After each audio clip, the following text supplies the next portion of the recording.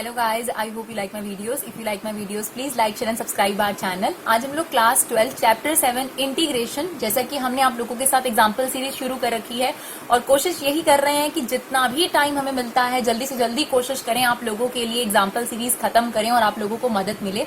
तो आज हम लोग एग्जाम्पल्स लाए हैं, एग्जाम्पल 11 to 16। खास तौर पर आपको पता है कि एक्सरसाइज 7.5 है, पार्शियल फ्रैक्शन बेस्ड क्वेश्चंस हैं, तो इसमें हमने एक एक्सरसाइज कवर करने की कोशिश करी है और कोशिश करेंगे कि आपको ये एग्जाम्पल अच्छे तरीके से क्लियर हो जाए। तो देखिए एग्जाम्पल नंबर 11 की बात करते हैं। ये फॉर्मेट है आपके पास। आपको पता है वैसे तो आप इस क्वेश्चन को जरूरी नहीं है आप पार्शियल फ्रैक्शन से करें। क्यों जरूरी नहीं है, ध्यान से देखिएगा। आप इसे मल्टीप्लाई करके क्वाड्रेटिक बना सकते हैं और अगर आप मल्टीप्लाई करके इसे क्वाड्रेटिक बना सकते हैं तो आपके पास इससे पिछली एक्सरसाइज में आपने एक क्वेश्चंस करे हैं जिसमें हम क्या करते हैं कि अगर 1 अपॉन क्वाड्रेटिक चल रहा है तो उसका कंप्लीटिंग स्क्वायर बन जाता है। कंप्लीटिंग स्क्वायर बनने के बाद 1 अपॉन एक्स स्क्वायर प्लस ए स्क्वायर या एक्स स्क्वायर माइनस ए स्क्वायर की आइडेंटिटी बन जाती है। तो आप वो वाले तरीके से भी इस क्वेश्चन को कर सकते हैं, यानी आप चाहें तो ये वाला क्वेश्चन लास्ट एक्सरसाइज के तरीके से भी हो सकता है, बट इसे आप पार्शियल फ्रैक्शन की मदद से भी कर सकते हैं। पार्शियल फ्रैक्शन की कौन सी फॉर्म लगती है? लीनियर फॉर्म लगती है, यानी यहाँ पर आपके पास पावर 1 1 है तो ये वाली फॉर्म है डियर। और इसमें क्या होता है कि न्यूमरेटर मैटर नहीं करता, न्यूमरेटर में कुछ भी हो, लेकिन बस इतना जरूर आपने ध्यान रखना है पार्शियल फ्रैक्शन में कि प्रॉपर फ्रैक्शन होनी चाहिए। क्या जरूरी है प्रॉपर फ्रैक्शन के लिए? डिनोमिनेटर की पावर बड़ी होनी चाहिए। बस अगर न्यूमरेटर की पावर डिनोमिनेटर के इक्वल या उससे बड़ी है, ध्यान से, न्यूमरेटर की पावर डिनोमिनेटर में वेरिएबल की पावर से बड़ी या इक्वल है तो वो इम्प्रॉपर होता है। प्रॉपर सिर्फ एक ही कंडीशन पर होता है, डिनोमिनेटर की पावर बड़ी होनी चाहिए। अगर ऐसा है तो आप पार्शियल फ्रैक्शन के लिए चले जाइए, पार्शियल फ्रैक्शन आराम से लग जाएगा। तो हमने आपको बताया कि एग्जांपल नंबर 11 में आप दोनों तरीके कर सकते हैं। तो आप चाहें तो वो वाली एक्सरसाइज को पार्शियल फ्रैक्शन की मदद से भी सॉल्व कर सकते हैं और आप चाहें तो इस क्वेश्चन को उस एक्सरसाइज की मदद से। चलिए अगर पार्शियल फ्रैक्शन की मदद से करें तो क्या करेंगे? वहां पर क्या होता है डियर, इसको हम लेट कर लेते हैं कॉन्स्टेंट्स। कितने कांस्टेंट? जितनी पावर है। जैसे हम यहाँ लीनियर है तो एक पावर तो 2 कांस्टेंट लेट करेंगे हम, तो लिख देते हैं a upon X plus 1 b upon X plus 2। ऐसा क्यों लिखते हैं?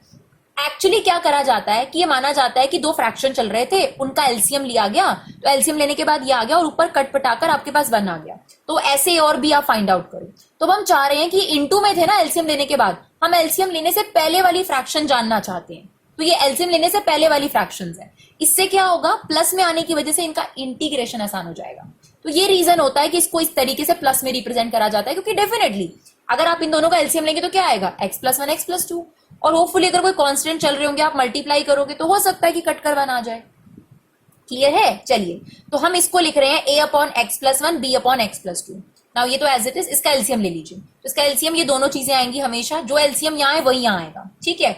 और क्योंकि इसके पास x प्लस 2 नहीं है तो x प्लस 2 से मल्टीप्लाई, इसके पास एलसीएम का x प्लस 1 नहीं है तो इसे x प्लस 1 से मल्टीप्लाई। उसके बाद ये डिनोमिनेटर वाली चीज क्या होती है डियर, डेफिनेटली कट जाती है। न्यूमरेटर को हमें चेंज करना है। अब क्या है, ध्यान से सुनिएगा। रखने को, इसको a और b की वैल्यू निकालने के 2 तरीके हैं। एक तरीका होता है जिसमें आप कंपेयर करके निकालते हैं, जो कि हमने इसे लास्ट एक्सरसाइज में सिखाया। अब हम आपको एक नया तरीका सिखाना चाहते हैं जो इस एक्सरसाइज के लिए काफी यूजफुल है। कंपैरिजन वाला थोड़ा सा लेंदी हो जाता है। कुछ टाइम पहले मैं कंपैरिजन को बहुत ज्यादा पसंद करती थी, बट अब मैं इस मेथड को काफी ज्यादा पसंद करती हूँ। इसमें क्या होता है डियर, आपके पास जो भी एक्सप्रेशन चल रहा है उसको 0 बनाने वाला कौन सा नंबर है वो पकड़ लो। तो अगर आप यहाँ x की वैल्यू -2 डाल दो तो 0 हो जाएगा, और x की वैल्यू -1 डाल दो तो ये 0 हो जाएगा। तो ये 2 वैल्यूज मैं रखूंगी x की, और मेरे पास फटाफट a और b की वैल्यू मिल जाएगी। तो मैंने यहाँ इसीलिए x की वैल्यू -1 रख दी, क्योंकि एक एक्सप्रेशन ऐसा है -1 रखने पर ये 0 हो जाएगा, और -2, तो ये 2 ही वैल्यू मैं रखूंगी x की। तो x की वैल्यू मैंने -1 रख दी, ये 0 हो गया, और ये आपके पास a आ गया इक्वल टू 1। डायरेक्टली आप देखिए a की वैल्यू आ गई। नेक्स्ट टाइम मैं इसी इक्वेशन में, दैट मीन्स इक्वेशन 1 में x की वैल्यू -2 पुट करने वाली, तो ये 0 हो जाएगा, और b की वैल्यू आपके पास जल्दी से निकल कर आ जाएगी। तो मैंने x की वैल्यू -2 रखी तो ये पोर्शन 0 हो गया, और b की वैल्यू आपके पास आ गई -1। नाउ हम ये मान के चल रहे हैं ना डियर कि ये जो चीज है, ये दोनों चीजें आपस में इक्वल है, और डेफिनेटली इक्वल है। तो बोथ साइड हमने क्या लगा दिया, इंटीग्रेशन। तो यहाँ पे भी इंटीग्रेशन लगा दिया, यहाँ पर भी, और a और b की वैल्यू रख दी आपने। तो देखिए this is equal to, a की वैल्यू आपके पास 1 आई थी, b की वैल्यू -1 आई थी, तो हमने ये अलग अलग इंटीग्रेशन लगा दिया। नाउ 1 अपॉन एक्स का इंटीग्रेशन log x। x की जगह किसने ली है, इसने ना, इसका डेरिवेटिव लीजिए। डेरिवेटिव इज 1, जो कि इसके अपॉन में लिखे ना लिखे एक ही बात है, इसलिए नहीं दिख रहा। 1/x का इंटीग्रेशन log x की जगह इसने ली है ना, इसका डेरिवेटिव विच इज 1, जो कि इसके अपॉन में लिखना है वो भी नहीं, प्लस सी। ठीक है, now log a minus log b, इसकी आइडेंटिटी आपको पता होनी चाहिए, that is equal to log a by b। Right, हमने सारे इंटीग्रेशन के फॉर्मूले एक पीडीएफ में आप लोगों को बनाकर अपनी वेबसाइट पर डाल दिया, वहां से उसे डाउनलोड कर सकते हैं पीडीएफ फॉर्म में, एक ही साथ आपको लॉग के इंटीग्रेशन के सारे फॉर्मुलेज मिल जाएंगे। तो this is your answer of the first question. अगर आप चाहते तो ये वाला आप पिछले एक्सरसाइज पे बेस्ड भी कर सकते थे। But what about example number 12? अब देखिए, हमने आपको इस एक्सरसाइज के शुरू होने पर, वीडियो के शुरू होने पर यह बात बताई थी कि अगर न्यूमरेटर की जो पावर है वो इक्वल या बड़ी होती है डिनोमिनेटर की पावर से, तो ऐसे फंक्शंस इम्प्रॉपर कहलाते हैं। तो आप देख सकते हैं यहां पर पावर इक्वल है, तो these are improper. First of all we converted into proper fraction, और उसके लिए डिनोमिनेटर की पावर बड़ी होनी चाहिए। कैसे करते हैं? डिवाइड कर दीजिए, ऊपर वाला अंदर आ जाता है आपके पास। ऐसा नहीं होता कि बच्चों को ये बड़ा लगता है तो ये अंदर डाल देते हैं, ऊपर वाला अंदर। ठीक है, तो आपके पास एक्स स्क्वायर प्लस ए, फिर ये डिनोमिनेटर। तो हमें यहाँ एक्स स्क्वायर चाहिए और ये भी एक्स स्क्वायर है, तो किससे मल्टीप्लाई करें इसको? 1 से। तो 1 को इन सबसे मल्टीप्लाई कर दिया गया, एक्स स्क्वायर, आ गया -5x, क्योंकि यहाँ एक्स वाली कोई टर्म नहीं थी, हमने पीछे रख दिया, प्लस 6। साइन चेंज हो जाते हैं आपके पास, ये इससे कट गया, एक्स वाली टर्म आपने आगे लिख दी 5x, माइनस प्लस माइनस, तो ये -5 आ गया। तो दिस इज रिमाइंडर। एक बार ये डिवीजन करने के बाद आपने QRD फॉर्म लिखनी है, that is Q plus R plus D, that is mixed form. Right, we converted into mixed form basically. जैसे आप लोग देखते थे ना 3 1/2 फॉर्म, तो its quotient remainder upon divisor form ही होती है। तो Q plus R upon D, क्योंकि आप ये करते थे 3 2 6 प्लस 1, ये करते थे, तो वही सेम चीज है, quotient plus remainder upon divisor. Right, तो हम यहाँ लिख देंगे क्वोशिएंट, ये आपका रिमाइंडर और ये डिवाइजर, और उसको इंटीग्रेशन फॉर्म के अंदर। तो ये अगर आप एलसीएम वगैरह लेंगे तो वही चीज वापस आ जाएगी, बट हमें वो नहीं लानी, हमने उसको खुद इम्प्रॉपर से प्रॉपर बनाया है, तो वापस एलसीएम नहीं लेना इसका। तो quotient plus remainder upon divisor, दोनों पे अलग अलग इंटीग्रेशन लगा दीजिए।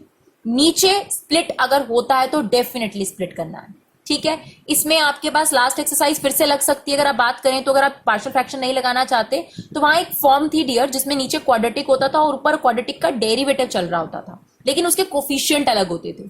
तो आप चाहें तो इसको लास्ट एक्सरसाइज के बेस पे भी कर सकते हैं, और अगर आप चाहें तो पार्शियल फ्रैक्शन से भी कर सकते हैं। राइट, इसके लिए आप पहली एक्सरसाइज आपको क्लियर होनी चाहिए, जिसमें हम क्या करते थे, numerator equal to derivative of quadratic into a plus b, और फिर a और b की वैल्यू निकालकर सॉल्व करते थे। और हम इसमें पार्शियल फ्रैक्शन भी लगा सकते हैं। तो हमने इसे स्प्लिट कर दिया। सबसे पहले इसका इंटीग्रेशन x, इसको ले लिया I1। नाउ क्या लेट करेंगे, न्यूमरेटर मैटर नहीं करता पार्शियल फ्रैक्शन में, a upon this plus b upon this. ठीक है ना, लीनियर चल रहा है तो एक ही कांस्टेंट आएगा, जब क्वाड्रेटिक आएगा तो हम आपको बताएंगे। एलसीएम सेम आएगा, तो इसके पास क्या नहीं है, x-3, इसके पास x-2, ये पूरा इससे कैंसिल आउट हो गया, ये एक्सप्रेशन बचा। अब क्या रखें x की वैल्यू? रखने को तो आप कुछ भी रख सकते हैं, आप 2 रख लीजिए, 5 रख लीजिए, 6 रख लीजिए, 2 वैल्यूज आपको रखनी पड़ेंगी x की, 2 इक्वेशंस आपके सामने आ जाएंगी, उनको सॉल्व कर लेना, a और b की वैल्यू आ जाएगी। नहीं तो अगर आप ये तरीका सुनना चाहते हैं तो इसमें क्या है, यहां पर जो भी आपके पास एक्सप्रेशन चल रहा होता है उसको 0 किससे बना सकते हैं, x की वैल्यू 3 से और x की वैल्यू 2 से। तो बस मैं x की वैल्यू एक बार 3 रखूंगी, एक बार 2, तो मैंने x की वैल्यू 3 रख दी, लेफ्ट हैंड साइड पे भी राइट हैंड साइड पे भी, दोनों जगह। तो ये आपके पास हो गया 15 - 5 10, ये हो गया 0 और ये आ गया b। तो डायरेक्टली आपके पास किसकी वैल्यू आ गई, b की। अब हम x की जगह क्या रखेंगे, 2, क्योंकि उससे ये 0 हो जाएगा। ये देखिए डायरेक्टली आपके पास a की वैल्यू आ गई। ठीक है, तो अब I1 की value a upon x plus x-2 b upon this.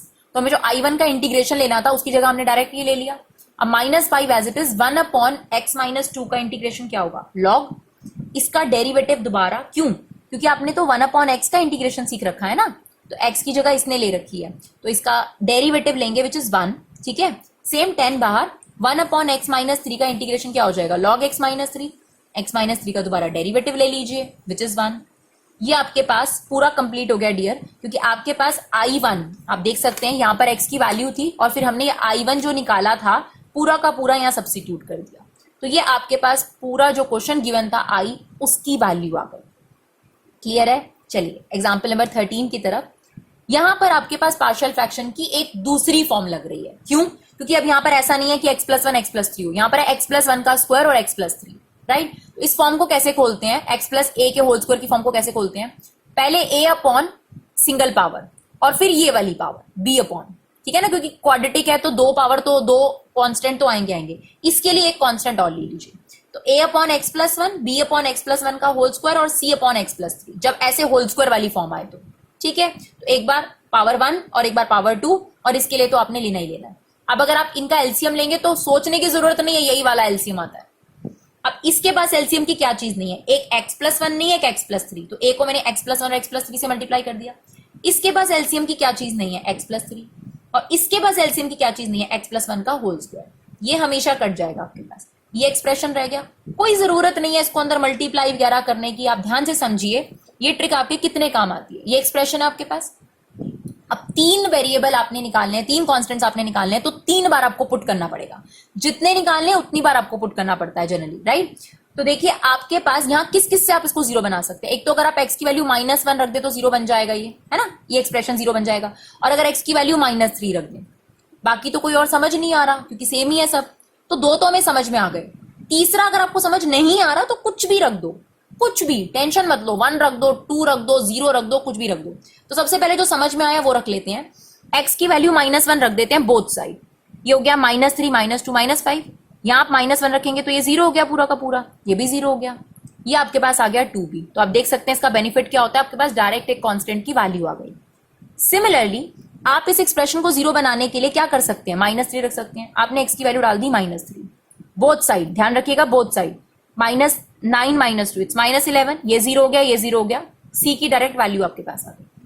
अब कुछ और नहीं समझ में आ रहा क्योंकि x प्लस वन और x प्लस थ्री ही है और कुछ नहीं है, कोई बात नहीं, कुछ भी रख दीजिए x की वैल्यू, क्योंकि आपके पास दो वैल्यूज तो ऑलरेडी आ चुकी हैं, तो आपको टेंशन लेने की जरूरत नहीं है। तो जीरो डाल दीजिए, वन डाल दीजिए, कुछ भी, ट्रस्ट मी कुछ भी। तो हमने डाल दिया x की वैल्यू जीरो बोथ साइड, तो हो गया माइनस टू, ये आ गया आपके पास थ्री ए, ये हो गया थ्री बी और ये हो गया c।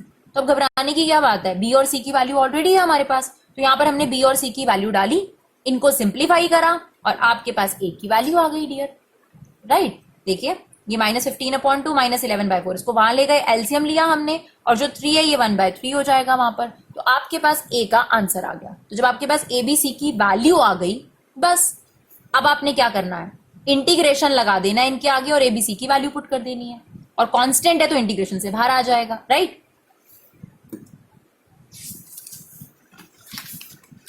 ये देखिए this expression is equal to this. Now a की वैल्यू थी 11 बाय 4, उसे इंटीग्रेशन से बाहर लिखकर ये लिख दिया।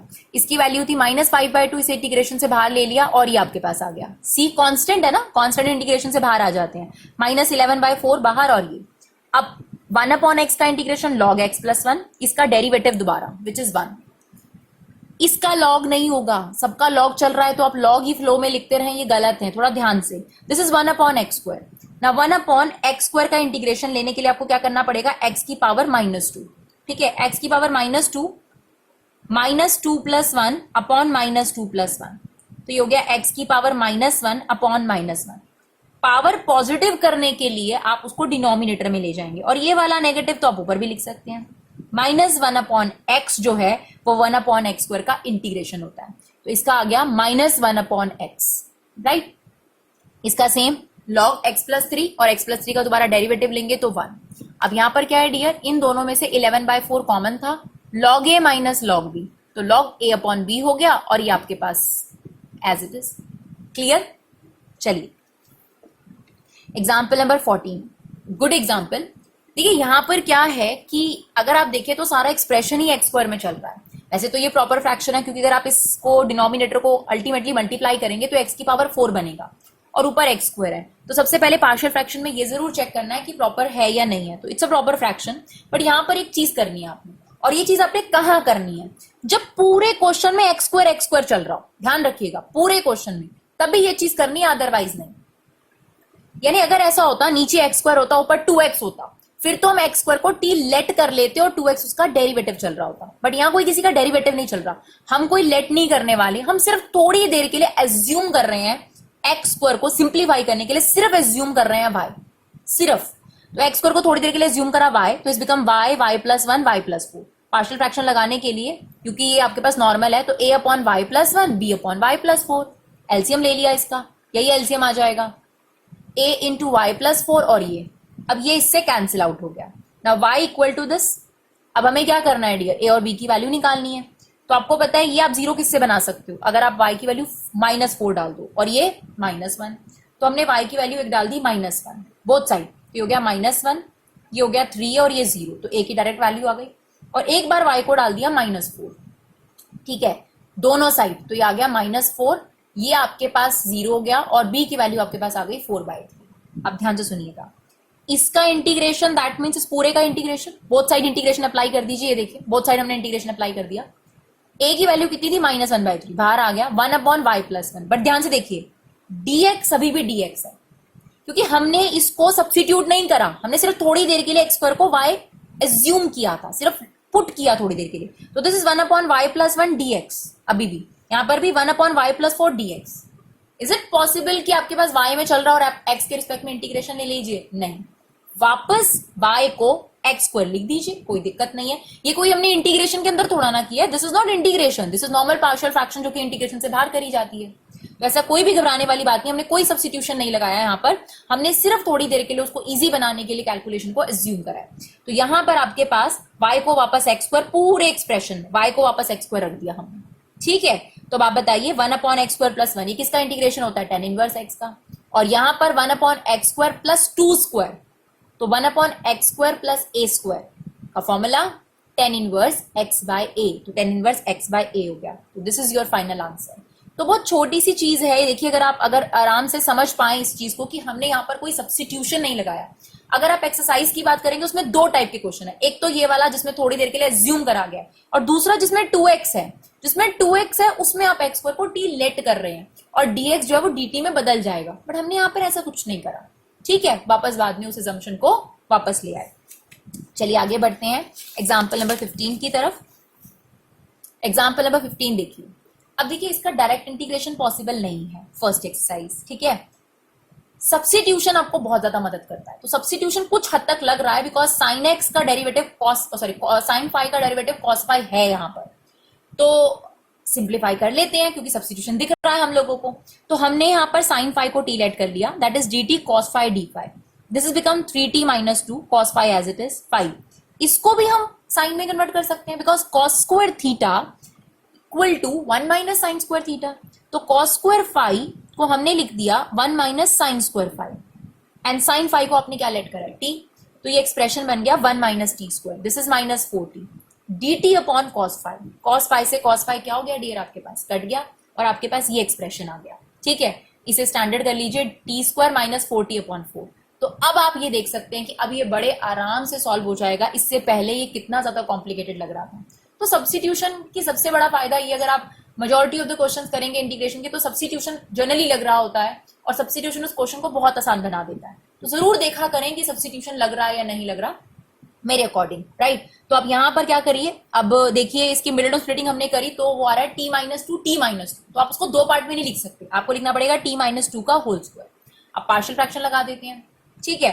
पार्शियल फ्रैक्शन इसको लेट करेंगे जब ये स्क्वायर वाली फॉर्म होती है, तो a अपॉन एक बार पावर 1 और एक बार पावर 2। ध्यान से सुनिएगा, इस क्वेश्चन को करने के दो तरीके हैं, एक तो पार्शियल फ्रैक्शन वाला तरीका, दूसरा इससे पिछली एक्सरसाइज में आपने एक फॉर्म करी है जिसमें नीचे क्वाड्रेटिक होता है और ऊपर क्वाड्रेटिक का डेरिवेटिव तो होता है, लेकिन उसके कोफिशिएंट डिफर चल रहे होते हैं। तो हम क्या कर सकते हैं, 3t - 2 equal to derivative of this into a + b। आप वो फॉर्म से भी इसको सॉल्व कर सकते हैं, ठीक है, और पार्शियल फ्रैक्शन से भी सॉल्व कर सकते हैं। तो पार्शियल फ्रैक्शन देखते हैं, फिलहाल हमें पार्शियल फ्रैक्शन सीखना है।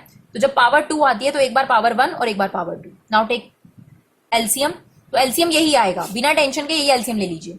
इसके पास क्या नहीं है, t - 2, तो इसे t - 2 से मल्टीप्लाई कर दिया, इसके पास तो फुल एलसीएम है, तो ये b एज इट इज आ गया। ये वाली चीज इससे क्या हो गई डियर, कैंसिल आउट। नाउ अब आपके पास ये एक्सप्रेशन है और यहां से आपने ab की वैल्यू निकालनी है, तो दो बार आपने t की वैल्यू पुट करनी है। एक बार तो आपको पता ही है कि ये 0 बनाने के लिए आप 2 पुट कर सकते हैं, तो मैंने t को पुट कर दिया 2 बोथ साइड, ठीक है। तो आपके पास b की वैल्यू आ गई। इसके अलावा अगर आपको नहीं समझ में आ रहा क्योंकि कोई ऐसा एक्सप्रेशन नहीं है, कुछ भी रख दीजिए। तो मैंने रख दिया t को 0। जब मैंने t को 0 रखा तो यहाँ पर ये इक्वेशन बन गई, कोई बात नहीं, b की वैल्यू ऑलरेडी है हमारे पास, यहाँ पर b की वैल्यू डाल दीजिए, आपके पास a की वैल्यू आ गई, दैट इज 3। a की वैल्यू भी आ गई, b की वैल्यू भी आ गई, अब इंटीग्रेशन हो जाएगा। तो a upon this and b upon this चल रहा था, तो कांस्टेंट हमने बाहर ले लिया। और ये नाउ 1 अपॉन x का इंटीग्रेशन log x, ये 1/x² है। अभी हमने आपको बताया था 1/x² का इंटीग्रेशन होता है -1/x, राइट। तो -1/x आ गया। t की ओरिजिनल वैल्यू पुट कर दीजिए। आपके पास ये आंसर करेक्ट है। अब देखिए, अब एनसीईआरटी से मैच नहीं करता तो कई लोग बोलने लग जाते हैं कि मैम आपने गलत किया है, तो इसलिए हम आपको बताना चाहते हैं डियर, यहां पर क्या करा गया, डिनोमिनेटर से नेगेटिव कॉमन लेकर इसको पॉजिटिव कर दिया गया, दैट्स इट। तो ये वाला एग्जाम्पल भी हमें क्लियर है। नेक्स्ट एग्जाम्पल की तरफ बढ़ते हैं, दैट इज एग्जाम्पल नंबर 16। ठीक है, सबसे पहले ये चेक कर लीजिए कि ये प्रॉपर है या नहीं है। बिल्कुल प्रॉपर है, क्योंकि ऊपर x² है और अगर आप इसे मल्टीप्लाई करेंगे तो ये x³ है, यानी आपके पास प्रॉपर फ्रैक्शन है यहाँ पर, तो ऐसी कोई टेंशन वाली बात नहीं है। लेकिन यहाँ पर पार्शियल फ्रैक्शन की एक और फॉर्म यूज होगी। तो 3 ही बेसिक फॉर्म होती है, एक पावर 1 वाली, एक होल स्क्वायर वाली और एक क्वाड्रेटिक वाली, राइट। तो इसमें क्वाड्रेटिक वाली फॉर्म है, इसको हम लेट कर लेते हैं a/x+2, क्योंकि यहाँ लीनियर है तो एक ही वेरिएबल। जो क्वाड्रेटिक इक्वेशन आती है, होल स्क्वायर वाली नहीं, क्वाड्रेटिक इक्वेशन आती है, उसमें आपको ऐसे खोलना पड़ता है dx+c। एक और क्वाड्रेटिक आती है तो हम खोलते हैं dx+e, ठीक है, इस तरीके से। तो a/x+2 bx+c/this। क्यों? क्योंकि कोई भी क्वाड्रेटिक इक्वेशन अगर आपके पास होती है तो उसमें 2 कांस्टेंट आते हैं ना डियर, ये देखिए 2ax और b, इसीलिए इस फॉर्म में इसको प्रेजेंट करा जाता है। लेकिन अगर आप एक लीनियर फंक्शन लेकर बैठे हैं तो उसमें जो आपके पास डेरिवेटिव आता है उसमें एक ही कांस्टेंट होता है, इसीलिए ऐसे आता है आपके पास। तो a/x+2 and bx+c/this। Now LCM लेंगे तो एलसीएम सेम आएगा और वो कट जाएगा, तो आपके पास ये बच गया, हमने डायरेक्ट लिखा है। अब उसके बाद आपको यहाँ पर ए बी सी 3 वैल्यूज निकालनी है, तो 3 बार पुट करना पड़ेगा। तो सबसे पहले इसमें तो आप इस x की वैल्यू कुछ भी रख दीजिए तो ये 0 नहीं होगा डियर, ठीक है ना, क्योंकि अगर हम 1 रखें या -1 रखें तो स्क्वायर की वजह से 0 नहीं होगा। हाँ, एक एक्सप्रेशन समझ में आ रहा है, अगर हम x की वैल्यू -2 रख दें तो वो रख देते हैं, बाकी 2 कुछ भी रख देंगे बिना टेंशन के। तो x की वैल्यू -2 रख देते हैं बोथ साइड, तो ये आ गया आपके पास 3, और यहाँ पर आपने रखा तो ये तो 0 हो जाएगा, और ये आ गया आपके पास 5 है। तो एटलीस्ट आपके पास a की वैल्यू आ गई 3/5। अब आप x की वैल्यू कुछ भी डाल दीजिए, तो मैंने डाल दी x की वैल्यू 0, जैसा कि अभी तक आप देख रहे हैं, तो ये आ जाएगा 1, और यहाँ पर हमारे पास आ गया a+2c। तो आपके पास a की ऑलरेडी वैल्यू थी, तो यहाँ से डियर आपके पास c की वैल्यू भी निकल कर आ गई, दैट इज 1/5। a आ गया, c आ गया, अभी भी b बचा है ना, तो उसके लिए आपको x को कुछ रखना पड़ेगा। तो कुछ भी सब्स्टिट्यूट कर दीजिए, 1 -1 जो आपका मन करे। तो बोथ साइड हमने 1 सब्स्टिट्यूट कर दिया, तो डियर आपके पास ये इक्वेशन बनकर आ गई। 3 को हमने अंदर इंटू कर दिया। अब हमारे पास a की वैल्यू भी है, c की वैल्यू भी है, वो भी हमने रख दी, ठीक है। देखिए, पार्शियल फ्रैक्शन में सबसे ज्यादा जरूरी होता है कि आप साफ साफ करें, थोड़ा कॉन्सेंट्रेट होकर करें, तो आपका आंसर एक ही बार में मैच कर जाएगा। कैलकुलेशन मिस्टेक हो जाती है, बाकी समझने में ये इतना डिफिकल्ट टॉपिक नहीं है, सिर्फ कैलकुलेशन, एबीसी की वैल्यू गलत हो जाती है, फिर बाद में इंटीग्रेशन लेने के वक्त आप कोई फॉर्मूला हो सकता है डिफरेंशिएशन का लगा दें, तो सिली मिस्टेक ज्यादा होती है। वैसे पार्शियल फ्रैक्शन कोई भी डिफिकल्ट चीज नहीं है। तो आपने ए और बी की वैल्यू डाली, ये दोनों को सॉल्व करा, 9/5, ये वहां जाके माइनस हो गया 3b, दैट इज 6/5, ये 3b जो है 3 यहाँ पर जाकर 1/3 हो गया, तो आपके पास b की वैल्यू भी आ गई। बस a/this एंड bx+c/this, राइट। तो a जो था वो कांस्टेंट था, वो बाहर आ गया। 1/ इसका इंटीग्रेशन क्या हो जाएगा डियर, log x।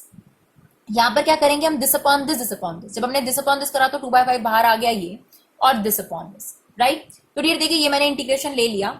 यहाँ पर क्या करना पड़ेगा, आपको सब्स्टिट्यूशन लगाना पड़ेगा। तो x² + 1 को आप क्या लेट कर लेंगे, t लेट कर लेंगे, तो ये उसका डेरिवेटिव हो जाएगा, ठीक है। और उसके बाद मतलब आपको क्या करना पड़ेगा, इसको I1 लेकर अलग से सॉल्व करना पड़ेगा। और यहाँ पर क्या है, 1/x² + 1 किसका इंटीग्रेशन होता है, tan इनवर्स x का।